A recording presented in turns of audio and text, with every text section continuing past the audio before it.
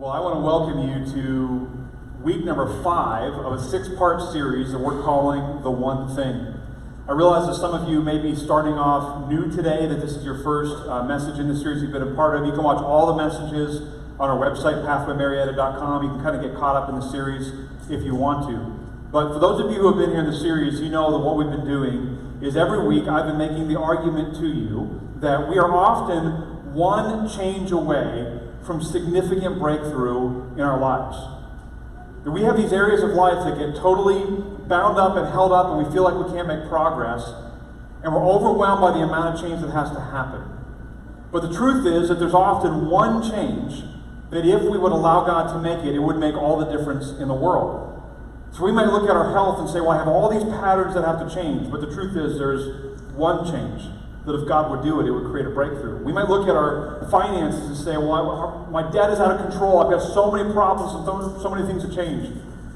The truth is there's often one change that if we would allow God to make it in us, it would make all the difference. So we've been asking this question every single week and applying it to different areas of life. What's the one thing that if I allowed God to change it in me, would create a breakthrough in a particular area of life in 2020? And today, as you may be guessing from the table here behind me, we're going to talk about marriage. And I want to apply the question today to your marriage. Remember what I've told you every single week in this series. That God is absolutely committed to changing your life for the better. God is committed to making you like Christ. He's going to do everything He can to mold you and shape you and cut stuff away and put new stuff in and make you more like Jesus over time. And as we're on this journey of God doing this tremendous work, it makes sense for us to be asking God, what's the next change you want to make? As I'm on the journey of becoming like Jesus, what's the next change you want to make that would transform an area of my life? And today we're going to fully apply that to marriages. You know, I served on the elder board of a church in Indiana for 3 years, was kind of behind the curtain, if you will, in church life. Saw a lot of broken marriages in the church when I was sitting in the elder chair of a church. Now I've been a pastor for the last 3.5 years of this church, and something I've learned between my years of being an elder and my years of being a pastor are this. Marital problems are everywhere. And here's what happens to us. We come into a church and we bring all of our marital baggage. We bring all of our challenges, our history, our backstory, our frustrations. Sometimes we bring years and years and years of dysfunction that has never really been dealt with in our marriages. And we feel like we're the only ones. So we walk in, the mask is on, we've got our life covered up, we don't want anybody to see. Maybe we'll let one person in, maybe, to know what's going on in our story. And sometimes I wish I could go to a church and just walk across the church and just tear the blanket off of every marriage and have us all look around and go, wow, just about everybody here has some serious marital challenges going on. Maybe I'm not alone in my story. Maybe what I'm going through is a normal process that Christ is redeeming, that Jesus wants to be the hero of. Maybe I'm meant to minister to my brothers and sisters in the Lord who are having marital issues, because we're all having marital issues. I don't care how good your marriage is, and I really hope your marriage is thriving today, I really do. But you cannot put two sinful people, two people who rebel against God into the same household together and expect that everything is always going to be peachy and wonderful all the time. It ain't going to happen. We bring our baggage and junk into our marriage with us. And so then we suffer all kinds of consequences and pain and challenges and often feel like we're the only ones going through it. I want you to know today that if you're walking into this room with marital pain, if you're walking in with a sense of hopelessness, like, man, when I look back at my story, I don't know that anything could ever change. I want to do everything I can today, not only to give you hope, I want to inject you with hope today that something can change in your marriage, but I also want to give you a spiritual principle, a spiritual tool, one particular principle that if you would allow God to make this change in you, it'll be like the first domino that falls and starts to take down all the other dominoes that need to go down in your marriage. You need to know that Jesus changes lives.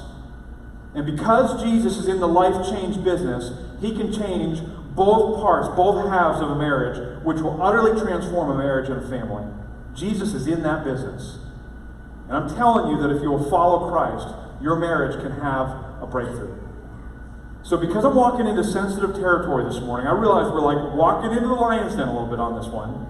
First of all, I'm going to give you a couple ground rules. Ground rule number one, you are not allowed to nudge your spouse during this message. You got it? You can't be like, that was for you, and give them the elbow in the ribs, all right? You may want to, just let the Spirit of God do His work, okay? Ground rule number two, you're not allowed to throw things at me, all right? I'm going to pray, and I'm going to ask that God would do something powerful today, and that He would work tremendously inside of our marriages and bring a lot of healing. Help us to turn a corner. Would you pray with me? Oh, Lord Jesus, God, I'm going to give the best message I can, but you know that my words are nothing. Every marital change that's going to happen is going to be a result of the work of your Holy Spirit.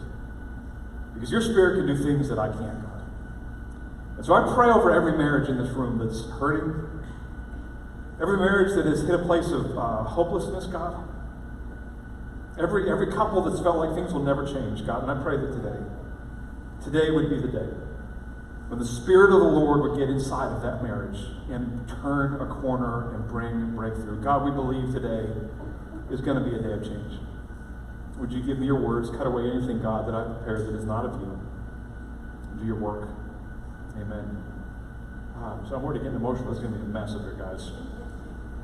I'm emotional because I've been through marital problems. You know, I've been married 14 years, and I love my wife to death, and she is truly the love of my life, my best friend. But over the 14 years, I got to tell you, we've been through some real ups and downs together. We've had some major fights that you wouldn't want to see because you wouldn't want me to pastor you if you'd seen some of the things I had said and done inside of our marriage. I've been through it. I get it. I know how hard it can be. But I've seen Christ do a redeeming work in us. And so what I want to do today is I want to take you through kind of a marital journey. I have up here a timeline that I want to walk you through. And I want you just to imagine for a second, to help us to get this and understand this, that this end of the table represents the dating years before we ever get married. We cross through our wedding day, and the things up here on the platform represent different stages that we go through in our marriages. I want to talk to you about how it is that we got in a place where we be walking in today and our marriages feel like, what happened? What in the world happened? And maybe something on this timeline will answer some questions to help you this morning. So go back with me for just a second, if you could, before the wedding day. Go back into the dating years, if you could. Now I want you to remember the kinds of emotions that you felt at this stage of the journey. Back in the days, and I'm sorry guys, I'm realizing that we've got a big crowd. I'm going to move this up so all of you can see today. Big crowds are a good thing. Some of you on the wing can't see. I want you to just remember the emotions that were going on back here. When you met that man or you met that woman, remember when they used to walk through a door on you and butterflies would just sort of float around inside of your stomach, right? You were so smitten, you were so overwhelmed, you were so in love. There was so much emotion in the dating years of life. In fact, the emotions caused you to do some really crazy things. The emotions that you experienced in your relationship in those years caused you to make selfless decisions on each other's behalf. So ladies, you might have done this. You might have known that your man, he really liked chocolate. And he was just your boyfriend or maybe your fiance at the time. And so just randomly out of the blue, he would come over to your house and you would just have one of these kind of laying out, just ready to go. Because you knew he liked it. He didn't have to ask for it. He didn't have to twist your arm to try to get it. He didn't have to ask you to spend any money on his behalf. You just did it because you knew he liked the chocolate. And you wanted to please him. You would make a selfless decision for no other reason than to just express your love for what at the time was your boyfriend or maybe your fiance. Now, man, you would return the favor. You were so in love, the emotions were so intense that there would be times that you would show up at her doorstep and you'd be carrying some of these, man. You didn't have to be asked to get flowers. There was no challenge that had to be extended to you. Nobody had to twist your arm to do this. You would just walk into a store and you'd get some of these and you'd come to her door and you would knock and she'd open up and you would see a tear well up in her eye and you're like, yes, home run, boyfriend of the year. And you knew you're hitting it out of the park. Now in this stage of the relationship, everything was amazing. I remember when I went through this with Jana. I met Jana in the summer of 2004. Within 4 months of meeting her, I knew I was going to marry her. I knew I was going to marry her. I mean, I fell hard and fast for this girl. By the summer of 2005, I had put a ring on her finger. I brought a few pictures for you to see today. Here are some of our engagement photos. Look at those two young bucks right there. 15 years does a lot of damage, doesn't it? It's 15 years and 4 children. This was the summer of 2005, and Jana and I were totally in love, head over heels with each other. We lived in 2 different cities. She lived in Columbus, Ohio. She was working in campus ministry there. I lived in southwestern Pennsylvania. And I remember when Jana would come to visit me, I would want to make her visit special. And so I'd want to get her a card, but it felt too easy to just walk into a store and just pay $3 to get a card. So I would actually, are you ready for this? I would create cards. I would literally take construction paper of different colors and fold it up. And one time I went so far as to actually cut out letters. That's disgusting. I cannot believe I did that. But I did that for no other reason than to show her how much I loved her. I remember one time she was having a terrible week in campus ministry, just had a really hard week, and we'd been on the phone all week long. I was trying to encourage her, and I lived 4 hours away. And I didn't really have the time or space to do this, but I thought, I've got to help her to get through this. So I went and I baked like chocolate muffins, okay? I do not bake. I am not a baker. But I went and I baked something. I put it in my car. I drove to Columbus. I showed up on her doorstep on her college campus, knocked on her door. She opened up. There I am standing with all these like cupcakes with candles. And sure enough, she starts to cry. And I was like, I got boyfriend of the year right there. She never had to ask me to do that. I would do selfless things and she would do selfless things for me for no other reason than that the emotions were so powerful and intense at this stage that it caused us to just serve one another. Now, the selfless decisions at this phase of a relationship are what make a relationship so good. When 2 people are just serving each other without having to be asked, just loving each other without having to be asked, no demand of anything in return, it makes things awesome. And you remember this with that man sitting beside you, that woman sitting beside you. And so you made the decision that we made. And you decided to go to the altar and to stand before your family and friends and your coworkers and the people who are closest to your life and to commit to God and to everybody in front of you that till death do us part, we're going to spend our lives together. For Jana and I, this took place right here in Marietta at First Baptist Church on the corner of Putnam and 4th. Here's a picture for you. Look at us on our wedding day. Isn't she beautiful? This was us. And I remember standing on the altar that day, committing my life to her. And when you stood on the altar, let me just tell you what ran through your mind, because it ran through my mind. You look back at these last couple of years, 2 years, 3 years, however long it may have been, and you said this: these years were so amazing. Can you imagine what the next 50 years are going to be like? Because if this is what I get to experience for the next 50 years, then I'm set. Life is going to be good. And everybody on that day when they stood on the altar has that kind of thought. I can't believe I get to spend the next 50 years experiencing the kind of love and devotion and selflessness toward one another that I've experienced these last couple of years. Well, maybe that lasts somewhat into marriage, but as the marriage progresses, now you move into a different phase. And let me tell you one of the phases that you walk through. You walk through, dun dun dun, the diaper phase. 6 months into my marriage, Jana was pregnant, which meant that 15 months into our marriage, we had the first child in the household. Now, when you have kids in a marriage, can we just be honest for a second? It's like a wrecking ball has steamrolled through your home. You love those kids. I mean, you love the kids that God has given you. But they take up every little ounce of emotional energy you ever had for one another. Back here, all this emotional energy was firing toward each other and was causing all these selfless decisions. Now up here, all the emotional energy in the house has to go to said child. Because the child wakes up every single night. The child poops themselves every single day and has to be changed. The child eats food and smears it all over, into the hair and all over the face and down the front. The child chews cords in the house. The child does crazy things. And so all the emotional energy goes into chasing the child. And then you do this other crazy thing. You add another one. And if you're like us, you add 4 of them. So when we had 4 kids now. We went through 10 years in a row of having someone in diapers. There was a point at which Jana and I thought, this will never end. Diapers will never leave our houses. We will be in diapers before these kids are out of diapers. It's never going to end. It's lifelong. It is so consuming.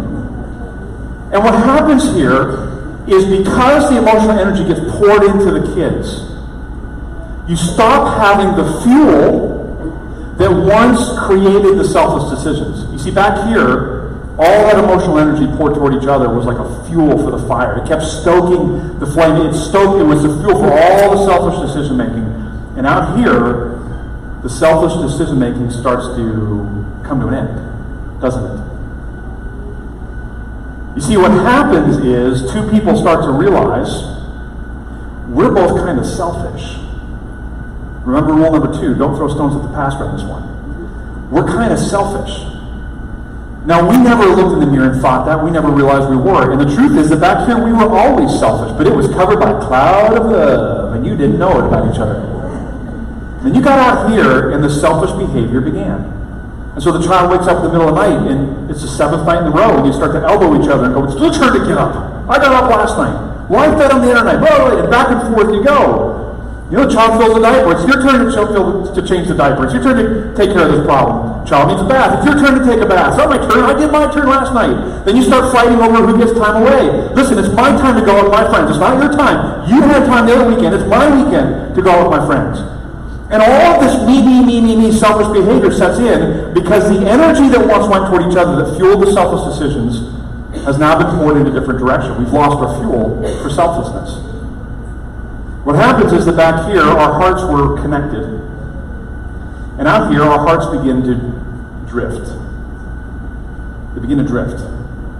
Marriages start to display early problems in the diaper years.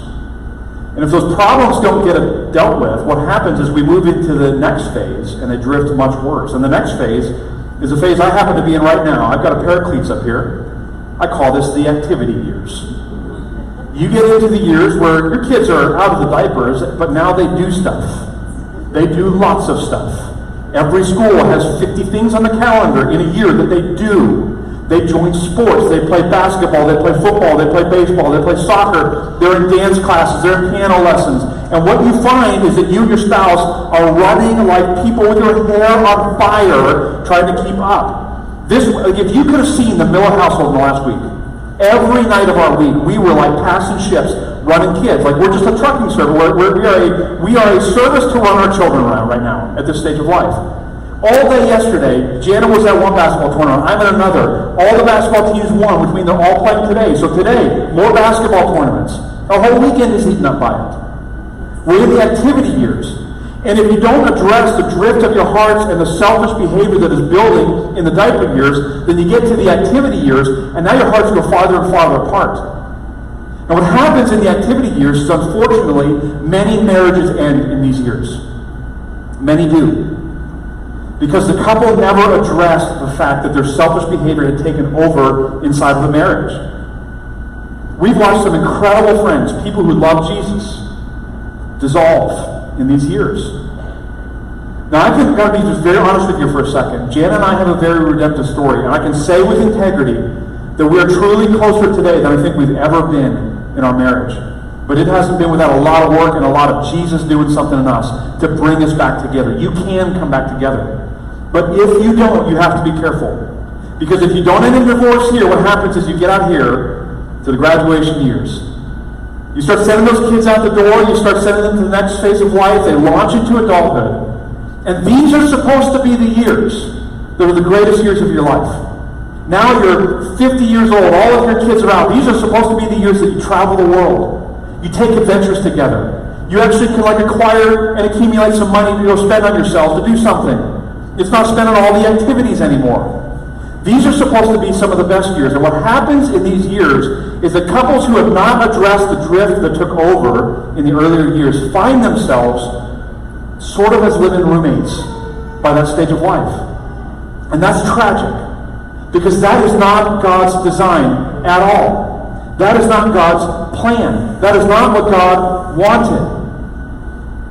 God had a different design for you. You see, Pathway, I'm sharing this with you, this sort of timeline, this journey with you, because I don't want you to get to the years of launching your kids out the door and finding that you and your spouse are a million miles apart from one another, and you just feel like in your household, just sort of live, you sort of cohabitate the same space. Maybe you're here today and you feel that in your marriage. Maybe you're in the activities right now, the activity and you feel like, man, things are so frayed right now, I'm not sure we're going to make it. Maybe you're in the diaper years right now, and you can see all the sort of the selfish decisions that have been causing so much conflict inside of your home. So what do? How do you turn a corner? Is the turning of a corner even possible? Well, I want to tell you this morning that I believe it is. And the reason I believe it is because I know a God who changes people's lives. Amen? And he sent his son Jesus into the world. And Jesus died on the cross to take away our sins and to take away, in particular, our selfish behavior. And Jesus rose from the dead to conquer sin and death. And Jesus is committed to transforming us throughout the course of our lives and making us like him. So I want to take you back to the original question. What's the one thing that if I allowed God to change it in me would cause a breakthrough in my marriage in 2020? What's the one thing? I want to give you the best answer I know how to give to this question. You need to allow God to make this change in you, where you begin to take on the selfless attitude of Christ. Now listen to me. You could look at your marriage right now and you can identify 20 things that need to change.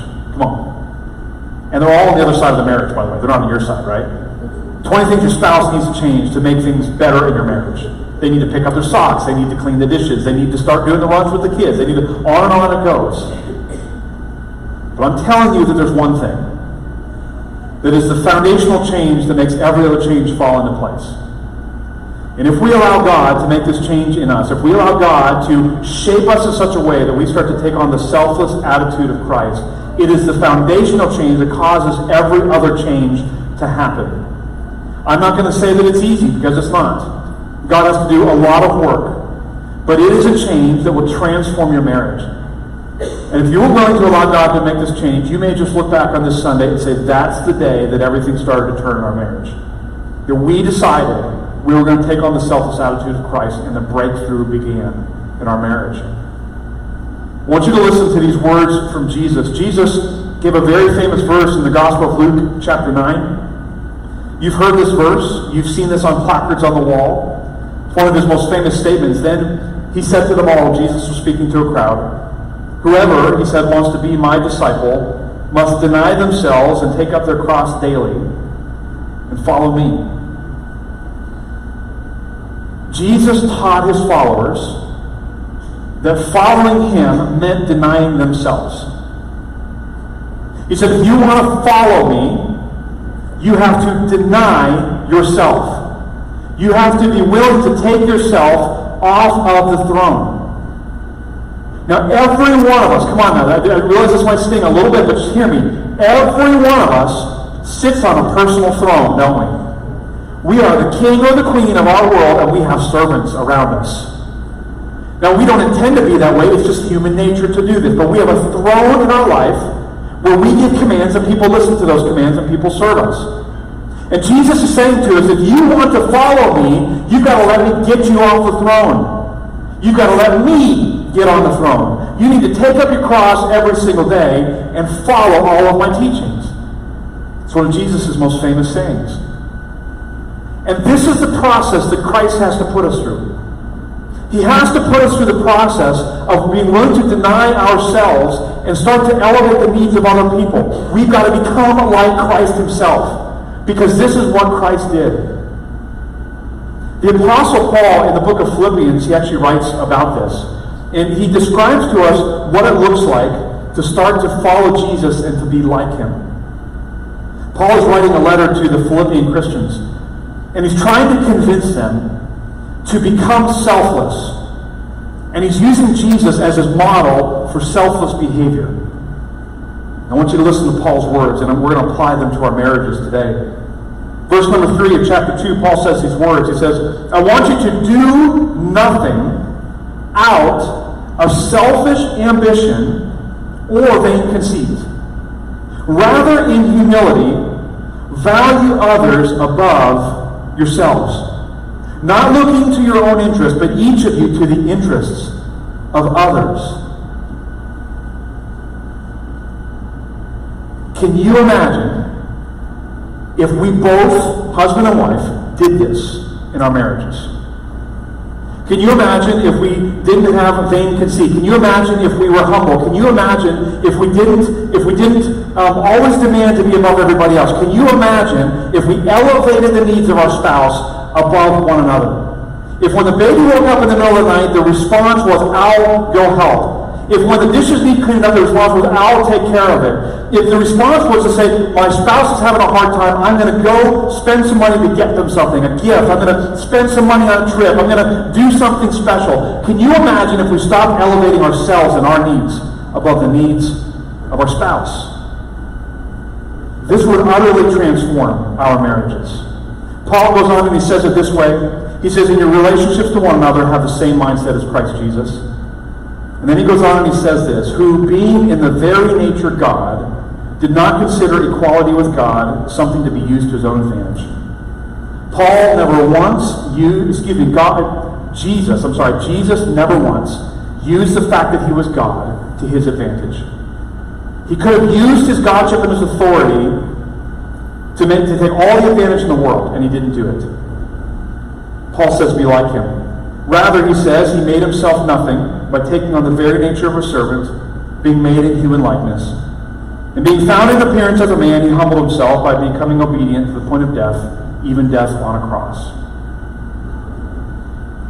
You see, Pathway, when we take on the selfless attitude of Christ, it changes everything in our marriages. When we stop elevating ourselves and start elevating the need of the person we've committed our life to above ourselves, it is transformative. And it's the foundational change that utterly changes everything else that needs to happen inside of the marriage.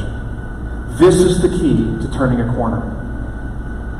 My final thought on this is this. Back here, in this phase, in the dating phase, the emotions were the fuel for the selfless decisions. Out here, if you want your marriage to thrive, everything has to flip. The selfless decisions that you're going to make because of the work of Jesus in you are going to be the fuel that causes the emotions to fire again. Everything flips. And a marriage that is filled with people who start making selfless decisions because God has done a tremendous work in them is a marriage that is burning white hot. And I want your marriages to burn white hot again. And they can. Would you pray with me?